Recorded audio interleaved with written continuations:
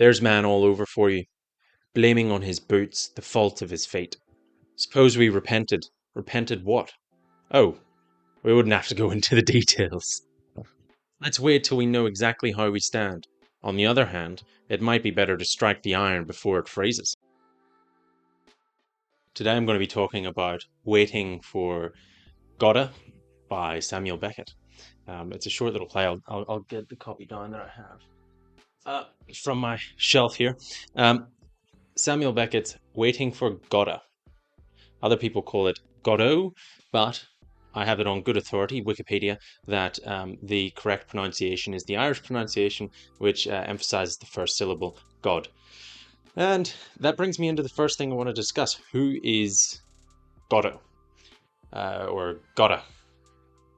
Not God.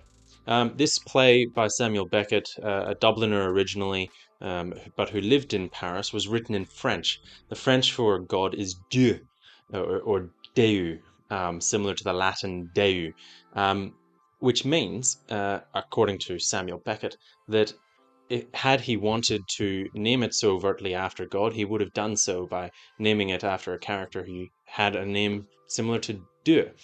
There are two other possible stories or explanations for who Godot is, or why the title is what it is, and I'll get into what happens in the play, if anything, soon. One is that it was simply the surname, or a similar surname to a French cyclist, and Beckett was a big cyclist. This is one of his only pieces of work that doesn't involve a bicycle, and he was a avid fan of the local French racing scene. And once apparently heard some people say, "We are waiting for Godot." But of course said it in French, not in English. And that might be the one of the reasons. The other one is, just checking my notes here, is that it's slang in French apparently for boot, which transitions nicely into what this play is about. It starts with two characters, neither of whom are Godot. Godot never appears on stage and is never really identified by anything other than name, and potentially a boy. Our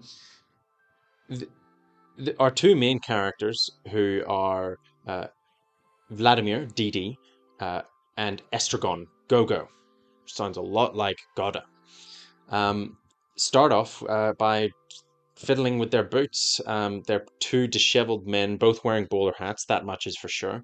And they don't really do anything. It's a two-act play with one scene where you have those two men bumbling about. They're interrupted here and there by a man by the name Pozo, and his slave on a long rope called Lucky. And that's about it. They sort of bum around, they wax lyrical on some philosophical points for one line of dialogue here or there, but other than that, nothing really happens. It's a play about nothing. And in fact, nothing happens twice, because the first act is more or less repeated in the second act, and then at the very tail end of the second act, it almost repeats the beginning of the first act entirely, implying that it would happen again a third day. So that's pretty much all that happens. It sounds like nothing. That's because it is nothing. Nothing really happens in this. But in this slim tome, it's not much of nothing to read, really. It's only about 90 odd pages in my edition, which comes courtesy of some senior high school here, and I don't know what they would be doing reading this kind of literature. I would have been bored out of my mind. But nonetheless, the play's about nothing. It's very, very short, only about that big. So it's not like reading nothing for 500 pages where you get bored shitless. This is concise, direct, quick-witted, very, very short to the point, if there is a point. And so it's very easy to get through, although nothing really happens. And the reason for that partially is because it's so empty that you fill it. You fill every little line, every little bit and exchange between the two characters. You fill it so much with what you think it might be about. And the list of things that I thought it might be about, nothing. The idea of that there is nothing, potentially everything, that everything is so all consuming that from time to time we need a break and we need to um, just have an opportunity, if we can, to be nothing. Um, I thought for a moment that it might be a criticism or an allegory about communism. This was written in the starting in the late 40s through to the early 50s, through the rise of communism. And so um, at least like the Cold War version of communism, and so there's aspects of it there that go into that sort of territory. I mean, Vladimir, one of the main characters, being called Vladimir, obviously has that sort of Eastern European tinge to it, and there are some parts to this. Um, Let me just find it. Page 62 on mine, where there's a bit of an exchange, um, where Estragon says, "No, I was never in the Macon country. I've puked my puke of a life away here, I tell you, here in the Cacon country."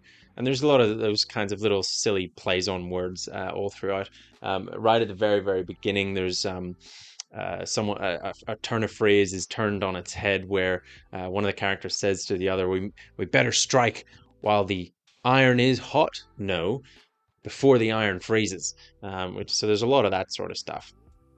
Vladimir replies, "But we were there together. I could swear to it. Picking grapes for a man called can't think of the can't think of the name of the man at a place called can't think of the name of the place. Do you not remember?" Estragon, a little calmer. "It's possible. I didn't notice anything." Vladimir, "But down there everything is red." Estragon, exasperated. "I didn't notice anything, I tell you." "You're a hard man to get on with, Gogo." "It would be better if we parted. You always say that, and you always come crawling back. The best thing would be to kill me, like the other." "What other?" "Like billions of others. To every man his little cross, till he dies and is forgotten." And so there's aspects like that all throughout that sort of make you think that this is a criticism of communism. Of course, it is set sort of post-apocalyptically. All there is on stage is some rubble and a tree, uh, and then the characters or the players. So there are allusions to that. There's allusions to a lot of things. There's uh, allusions to the idea of the sort of cyclical nature of life, cyclical nature of nature, the cyclical how everything sort of could or does or will repeat. There's a lot of repeated dialogue in here. There's a lot of that. There's a lot of circularity in the reasoning. There's a lot of circularity in who the characters are and how they interact with each other. So there's a lot about that. There's a lot about the meaninglessness of life. Um, my biggest takeaway, I thought that it was a bit of a meta commentary, where Beckett here leaves the audience asking all these questions and wondering what was the point of all that.